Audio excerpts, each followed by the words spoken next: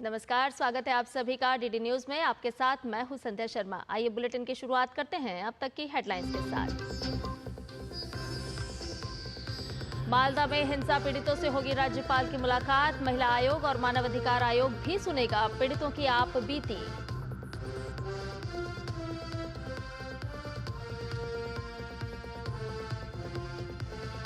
भगवद गीता और नाट्य शास्त्र यूनेस्को के memory of the world register में शामिल। पीएम ने कहा, हर भारतीय के लिए गर्व का क्षण।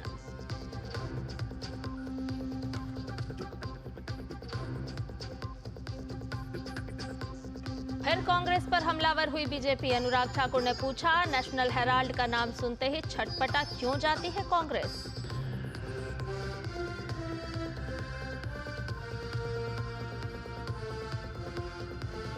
अमेरिका में पकड़ा गया भारत का मोस्ट वांटेड आतंकी हरप्रीत सिंह उर्फ हैप्पी पासिया। पंजाब में आतंकी हमलों के आरोपी पर एनआईए ने रखा है 5 लाख का इनाम।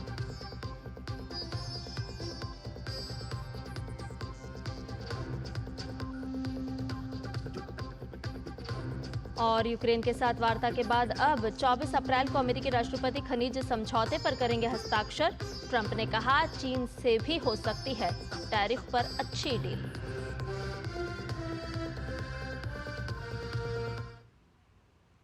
और आइए सभी खबरों को जान लेते हैं विस्तार से। मालदा और मुर्शिदाबाद को न्याय चाहिए। नए वक्फ कानून के खिलाफ मुर्शिदाबाद में जो हिंसा हुई, उसके बाद से ये पूरा इलाका लगातार चर्चा में बना हुआ है। आज राज्यपाल खुद इन इलाकों की असलियत जानने के लिए दौरे पर हैं। इससे पहले कल जब वो राजभवन में पीड़ितों से मिले थे, तभी उन्होंने फैसला कर लिया था कि वो खुद मुर्शिदाबाद और मालदा जाएंगे। इसके अलावा राष्ट्रीय मानवाधिकार के सदस्य और महिला आयोग की टीम भी पीड़ितों से आज मिल रही है। दोनों ही आयोग के सदस्य उनकी जुबानी घटना की जानकारी लेंगे और एक रिपोर्ट तैयार करेंगे। वहीं महिला आयोग के अध्यक्ष विजया राहटकर ने आज कोलकाता में कहा कि पीड़ित महिलाएं डरी हुई हैं और उन्हें मुख्य धारा में लाना होगा।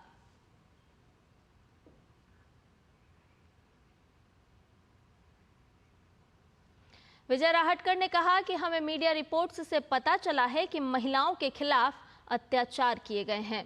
वक्फ संशोधन अधिनियम के खिलाफ विरोध प्रदर्शन के दौरान पश्चिम बंगाल में हिंसा प्रभावित इलाकों में और महिलाएं भी हैं जो डरी हुई हैं। हमारे पास रिपोर्ट्स हैं, लेकिन हम वहां जाकर महिलाओं से बात करेंगे, क्योंकि महिलाओं के खिलाफ अत्याचार स्वीकार नहीं किए जाते हैं और ऐसी चीजें होनी भी नहीं चाहिए। महिलाओं का उत्पीड़न भी हुआ है और उसके साथ साथ महिला बहुत भयभीत भी है। इन सभी स्थिति का हमें जायजा लेना होगा। प्रत्यक्ष शिविर में हम जाएंगे, उन महिलाओं के साथ बात करेंगे और स्थिति समझ कर लेंगे। ये घटनाएं नहीं होनी चाहिए, इसका संज्ञान हम जरूर लेंगे। भाजपा का नेशनल हेराल्ड मामले को लेकर कांग्रेस पर हमला लगातार जारी है। भाजपा के वरिष्ठ नेता अनुराग ठाकुर ने आज प्रेस वार्ता कर कहा कि कांग्रेस ने अनेक घोटाले किए हैं और नेशनल हेराल्ड का नाम सुनते ही कांग्रेस पार्टी में हड़बड़ाहट और कपकपाहट होने लगती है। और नेशनल हेराल्ड का नाम सुनते ही आज कांग्रेस पार्टी के पूरे इकोसिस्टम में सेंसेशन होने लगते हैं। सेंसेशन जैसे कि छटपटाहट, कपकपाहट, धड़धड़ाहट, फड़फड़ाहट, डगमगाहट, लड़खड़ाहट। और ऐसे सेंसेशन होने लाजमी भी हैं, क्योंकि पकड़े जो गए हैं। भाजपा ने हिमाचल प्रदेश सरकार पर आरोप लगाया कि सरकार के पास पैसे नहीं, लेकिन नेशनल हेराल्ड को देने के लिए पैसे थे। जनता के सामने फिगर्स आनी चाहिए, कौन कौन कांग्रेस शासित राज्यों से विज्ञापन इस अखबार के लिए दिया गया, कब कब दिया गया, कितना पैसा दिया गया। दूसरा, 50 लाख रुपए में 2000 करोड़ रुपए की संपत्ति का एक कांग्रेस मॉडल ऑफ करप्शन ये देश के सामने आया है। तीसरा, अगर ये अखबार छपता ही नहीं, दिखता नहीं, बिकता नहीं, तो इसके लिए इतना विज्ञापन क्यों दिया जाता है। और वीकली न्यूज़पेपर के लिए चांदी के सिक्के और दैनिक न्यूज़पेपर जो इससे कई गुना ज्यादा बिकता है, दिखता है, उसको चवन्नी देने का काम क्यों किया जा रहा है। भाजपा नेता अनुराग ठाकुर ने आगे कहा कि कांग्रेस नेशनल हेराल्ड मामले में चोरी भी कर रही है और सीनाजोरी भी कर रही है। साथ ही उन्होंने कहा कि कांग्रेस नेताओं के पास हिम्मत है तो कोर्ट में आकर कहें कि सुनवाई समय सीमा में हो।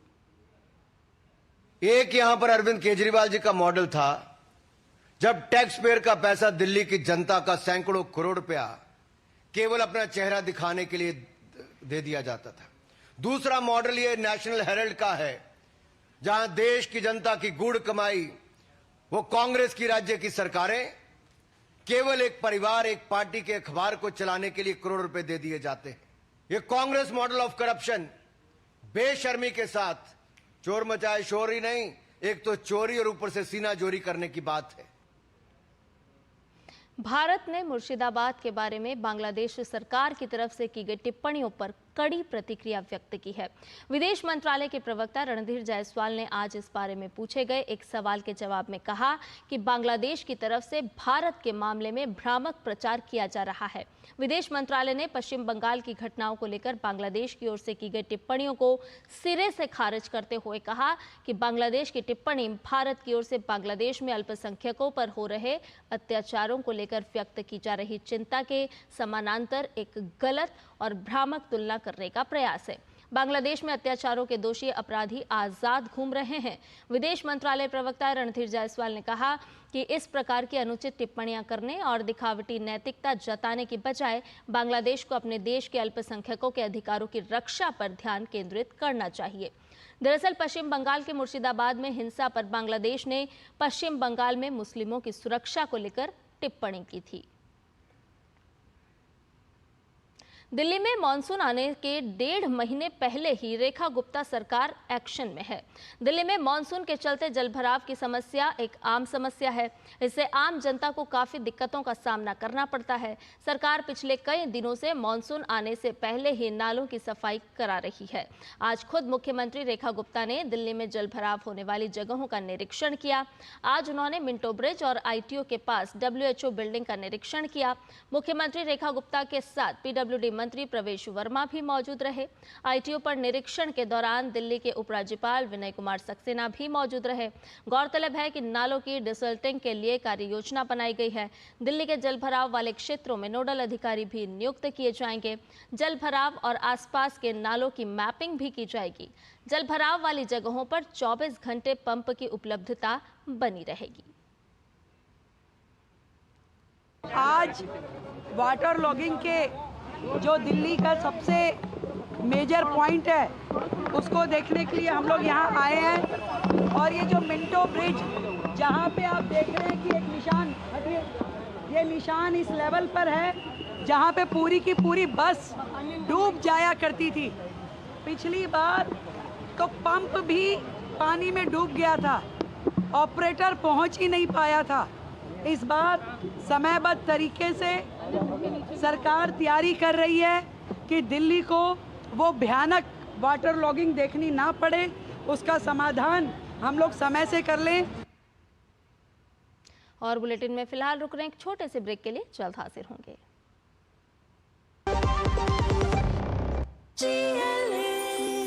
जो लक्ष्य चुना था समझ आने लगा है।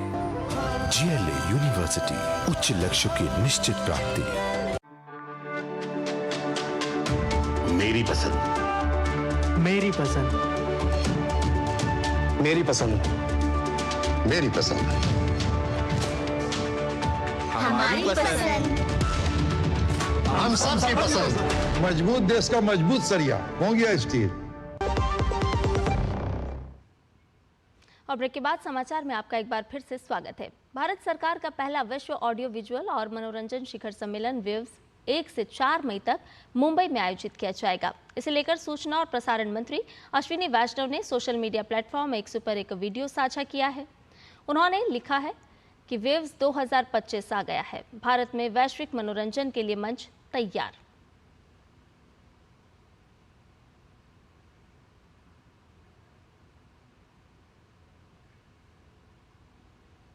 और आज जिम्बाब्वे अपना 45वां स्वतंत्रता दिवस मना रहा है। इसे लेकर विदेश मंत्री डॉक्टर एस जयशंकर ने विदेश मंत्री डॉक्टर अमोन मुरवीरा जिम्बाब्वे की सरकार और जनता को 45वें स्वतंत्रता दिवस पर शुभकामनाएं दी हैं। उन्होंने सोशल मीडिया प्लेटफॉर्म X पर एक तस्वीर साझा कर लिखा है कि विदेश मंत्री डॉक्टर अमोन मुरवीरा जिम्बाब्वे की सरकार और लोगों को उनके 45वें स्वतंत्रता दिवस पर शुभकामनाएं। हम अपने दीर्घकालिक साझेदारी को आगे बढ़ाने के लिए प्रतिबद्ध हैं।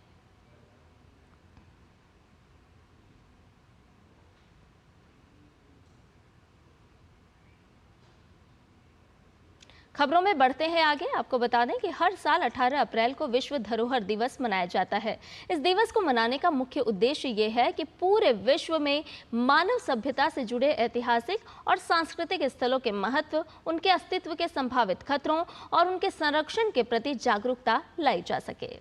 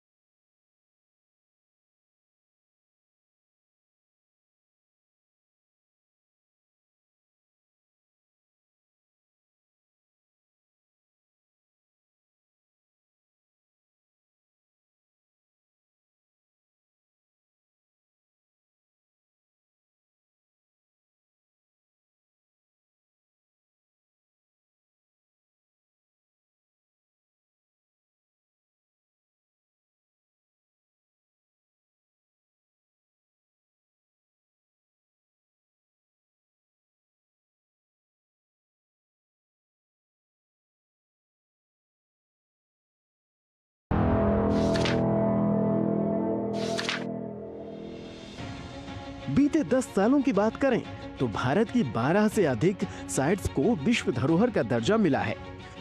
2023 में ही असम की मोइदम्स अहोम राजवंश की माउंट दफन प्रणाली को 43वीं धरोहर के रूप में चुना गया। ये सम्मान केवल पत्थरों और इमारतों को नहीं मिला, बल्कि उसे मिला है जो हमारी संस्कृति की गहराइयों से जुड़ा हुआ है।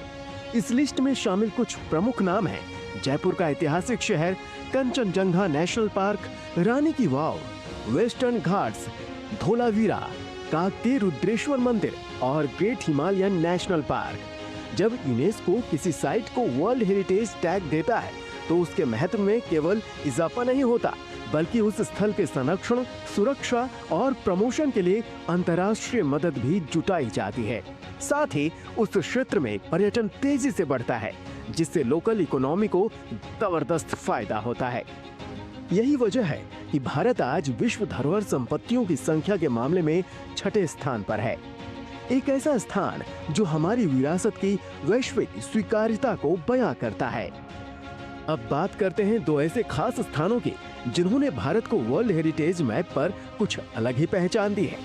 सबसे पहले अहमदाबाद, भारत का पहला शहर जिसे 2017 में वर्ल्ड हेरिटेज सिटी घोषित किया गया। ये शहर इतिहास और आधुनिकता का एक अनोखा संगम है, जहां एक ओर आपको सैकड़ों साल पुरानी मस्जिदों की अद्भुत वास्तुकला देखने को मिलती है, वहीं दूसरी ओर साबरमती नदी पर बना अटल ब्रिज आपको नए भारत की तस्वीर दिखाता है। और दूसरा है भारत का पहला world heritage village, Himachal Pradesh के कांगड़ा जिले में बसा प्रागपुर। ये गांव इतना ऐतिहासिक और सांस्कृतिक रूप से समृद्ध है कि यूनेस्को ने इसे गांव होते हुए भी विरासत का दर्जा दिया। अगर आप सोच रहे हैं कि भारत का सबसे ज्यादा वर्ल्ड हेरिटेज साइट्स वाला राज्य कौन सा है, तो इसका जवाब है महाराष्ट्र। यहाँ 5 ऐसी धरोहरें हैं जो यूनेस्को की लिस्ट का हिस्सा हैं, जिनमें अजंता और एलोरा की गुफाएं भी शामिल हैं। तो अगली बार जब आप ताजमहल, धोलावीरा या अजंता की गुफाओं जैसी जगहों पर जाएं, तो जरा ठहर कर सोचना, आप एक ऐसी विरासत के साक्षी बन रहे हैं जो न केवल भारत की बल्कि पूरे विश्व की संपत्ति है। और इसका संरक्षण सिर्फ किसी सरकार की जिम्मेदारी नहीं, हम सब की सामूहिक जिम्मेदारी है। अगर ये वीडियो आपको पसंद आया हो तो कमेंट करके बताएं। ऐसे ही और जानकारियों के लिए जुड़े रहिए डीडी न्यूज के साथ, जहां खबरें सिर्फ खबरें नहीं होती, ये हमारी पहचान बनती हैं। और भगवत गीता और भरत मुनि के नाट्यशास्त्र को यूनेस्को के memory of the world register में शामिल किया गया है। इसे लेकर प्रधानमंत्री नरेंद्र मोदी ने एक्स पर पोस्ट कर खुशी जताई। उन्होंने इसे दुनिया भर में हर भारतीय के लिए गर्व का क्षण कहा। पीएम ने केंद्रीय संस्कृति और पर्यटन मंत्री गजेंद्र सिंह शेखावत के पोस्ट को शेयर करते हुए कहा कि दुनिया भर में हर भारतीय के लिए ये गर्व का क्षण है। यूनेस्को के memory of the world register में गीता और नाट्य शास्त्र को शामिल किया जाना हमारी शाश्वत बुद्धिमत्ता और समृद्ध संस्कृति की वैश्विक मान्यता है। गीता और नाट्य शास्त्र ने सदियों से सभ्यता और चेतना को संजोया है। उनकी अंतर्दृष्टि दुनिया को प्रेरित करती रहती है।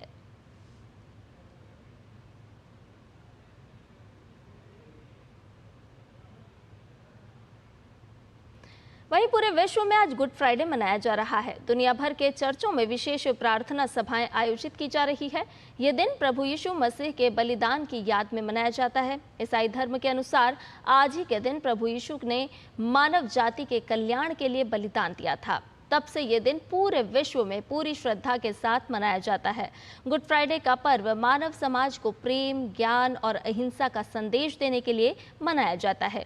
ये ईस्टर संडे से पहले पड़ने वाले शुक्रवार को मनाया जाता है और मान्यता ये भी है कि शुक्रवार को सूली पर चढ़ने के तीसरे दिन यानी रविवार को यीशु मसीह फिर से जीवित हो गए, इसीलिए इसे ईस्टर संडे के रूप में मनाते हैं। दुनिया के अलग अलग देशों में गुड फ्राइडे विभिन्न तरीकों से मनाया जाता है। सभाओं में यीशु के क्रूस पर चढ़ने की कहानी पढ़ी जाती है, भजन गाए जाते हैं और उपदेश भी दिए जाते हैं।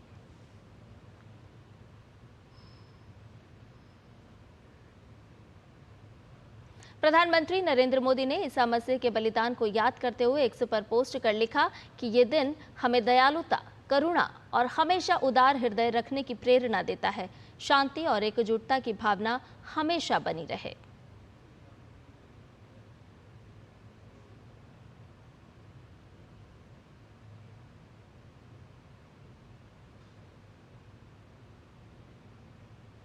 आज दुनिया भर में चर्चों में विशेष प्रार्थना सभाएं आयोजित की जा रही हैं। ये दिन प्रभु यीशु मसीह के बलिदान की याद का दिन है। गुड फ्राइडे मानव समाज को प्रेम, ज्ञान और अहिंसा का संदेश देता है। ये ईस्टर संडे से पहले पड़ने वाले शुक्रवार को मनाया जाता है। और 9वें सिख गुरु गुरु तेग बहादुर साहिब जी का आज प्रकाश पर्व है। इनका जन्म 1621 में अमृतसर में हुआ था। वे छठे गुरु गुरु हरगोबिंद साहिब जी के सबसे छोटे पुत्र थे। एक निर्भीक योद्धा के साथ ही वह आध्यात्मिक विद्वान और कवि भी थे। उनके प्रकाश पर्व पर पंजाब में शबद कीर्तन का आयोजन किया जा रहा है। बड़ी संख्या में श्रद्धालु गुरुद्वारों में मत्था टेकने और पवित्र गुरबानी सुनने के लिए पहुंच रहे हैं। गुरु तेग बहादुर साहिब के प्रकाश पर्व की गृह मंत्री अमित शाह ने बधाई दी है। उन्होंने अपने सोशल मीडिया प्लेटफॉर्म एक्स पर पोस्ट करते हुए लिखा है कि गुरु तेग बहादुर जी ने सिख धर्म के 9वें गुरु के रूप में अधर्म, अन्याय और अत्याचार के खिलाफ समाज को जागरूक कर सिख धर्म को स्व संस्कृति की रक्षा का पर्याय बनाया। आज उनके प्रकाश पर्व पर उनका स्मरण कर नमन करता हूँ। कट्टरपंथी आक्रांताओं के सामने संस्कृति और स्वाभिमान के लिए अडिग रहने वाले गुरु का बलिदान मानव समाज को अनंत काल तक स्वधर्म की रक्षा के लिए प्रेरित करता रहेगा। रुक करते अन्य खबरों का। भारत का मोस्ट वांटेड आतंकी हैप्पी पासिया अमेरिका में अरेस्ट हो चुका है। हैप्पी पासिया का असली नाम हरप्रीत सिंह है। अमेरिकी खुफिया एजेंसी FBI ने उसकी तस्वीर जारी की है। वो पंजाब में कई आतंकी हमलों का मास्टरमाइंड है। FBI और ERO की संयुक्त टीम ने कैलिफोर्निया के सैक्रामेंटो में आतंकवादी हरप्रीत सिंह को गिरफ्तार किया। हरप्रीत सिंह 2 अंतर्राष्ट्रीय आतंकवादी समूहों से जुड़ा हुआ है। हरप्रीत अवैध रूप से अमेरिका में रह रहा था और पकड़े जाने से बचने के लिए बर्नर फोन का इस्तेमाल करता था। आतंकी हैप्पी पासिया ने हाल ही में चंडीगढ़ के सेक्टर 10 में हुए ग्रेनेड हमले और जालंधर में बीजेपी नेता मनोरंजन कालिया के घर पर हुए विस्फोट की जिम्मेदारी ली थी। वहीं NIA ने उस पर 5 लाख रुपए का इनाम रखकर उसे भगोड़ा घोषित किया था। पूरे उत्तर पश्चिम भारत में आज से अगले 3 दिनों तक मौसम के मिजाज में बदलाव देखने को मिलेगा। तेज हवाएं और बारिश की संभावना मौसम विभाग की ओर से जताई गई है, लेकिन उत्तराखंड में आज से 20 तारीख तक आंधी, ओलावृष्टि और भारी बारिश की चेतावनी दी गई है। पिछले कुछ दिनों से कुमाऊं मंडल में बारिश और ओलावृष्टि देखने को मिल रही है, लेकिन आज से गढ़वाल मंडल में भी बारिश देखी जा सकती है। मौसम विभाग का कहना है कि पश्चिमी विक्षोभ के कारण 20 अप्रैल तक उत्तरकाशी, रुद्रप्रयाग, चमोली, टिहरी, पौड़ी और देहरादून के कुछ हिस्सों में बारिश होने के आसार हैं, जबकि राज्य के शेष जिलों में भी कहीं कहीं हल्की बारिश होने की संभावना है। बारिश ही नहीं बल्कि इन जिलों के लिए आकाशीय बिजली गिरने की भी आशंका जताई गई है। एसडीआरएफ ने लोगों को सलाह दी है कि वो सावधानी बरतें। आपदा प्रबंधन से जुड़े अधिकारियों और नोडल अफसरों को हाई अलर्ट पर रखा गया है। खास तौर पर यह भी कहा गया है कि पर्यटक अभी इन इलाकों में न आएं।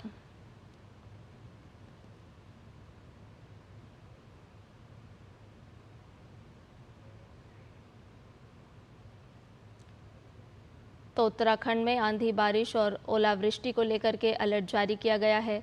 एसडीआरएफ ने अलर्ट रहने के लिए आदेश जारी किया है। उत्तर प्रदेश में हाल ही में आई तेज आंधी, मूसलाधार बारिश, ओलावृष्टि और वज्रपात ने कई जिलों में जनजीवन को प्रभावित कर दिया है।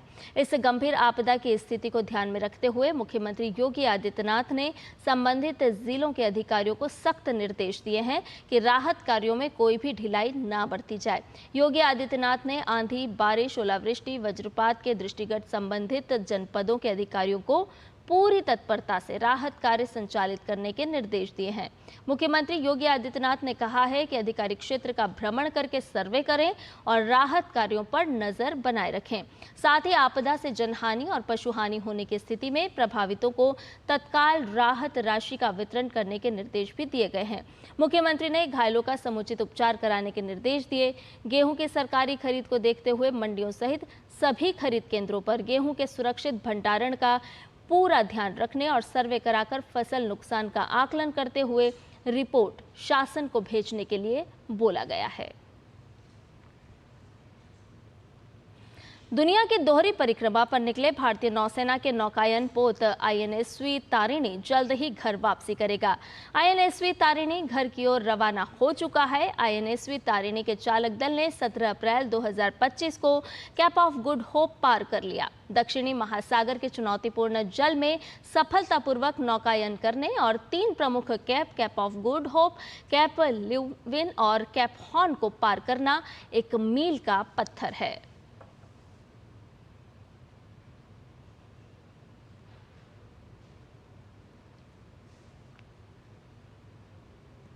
संयुक्त राष्ट्र सुरक्षा परिषद में सुधार का काम वर्ष 2030 तक पूरा हो जाने की संभावना है।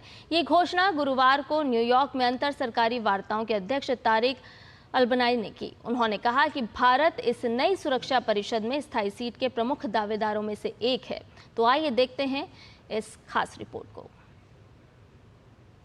अल-बनाई संयुक्त राष्ट्र मुख्यालय में गुरुवार को एक प्रेस कॉन्फ्रेंस को संबोधित कर रहे थे, जो फिजिकल और वर्चुअल दोनों मोड में हुई। उन्होंने कहा कि 2030 तक सुरक्षा परिषद में सुधार एक व्यावहारिक लक्ष्य है और फिलहाल सदस्य देशों के बीच सहमति बनाने पर बातचीत चल रही है।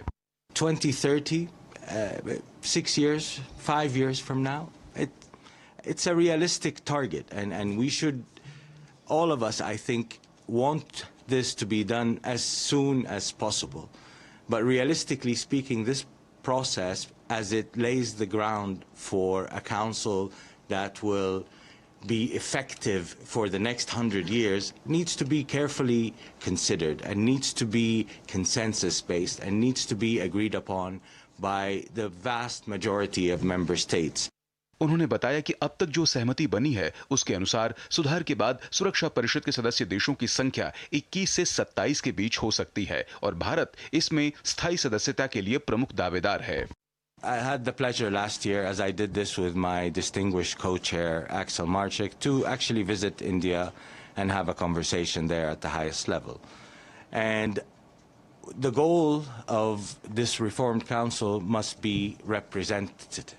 And yeah, obviously India is a main player on the world stage today, but it is a membership of 193 countries, right? And the consideration is representative for everybody and the whole membership of the United Nations. So surely, if the decision is made that the expansion of the council goes to from anywhere from 21 to 27 members, then surely India will be a contender in that and will will be subject to the decision of the wider membership.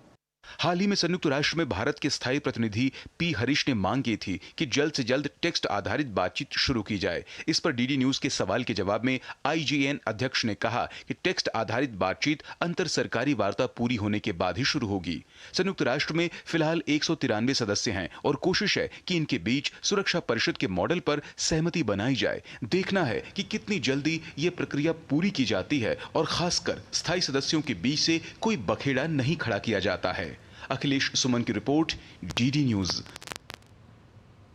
और राष्ट्रपति Donald Trump ने घोषणा की है कि संयुक्त राज्य America और यूक्रेन 24 अप्रैल को एक खनिज समझौते पर हस्ताक्षर कर सकते हैं।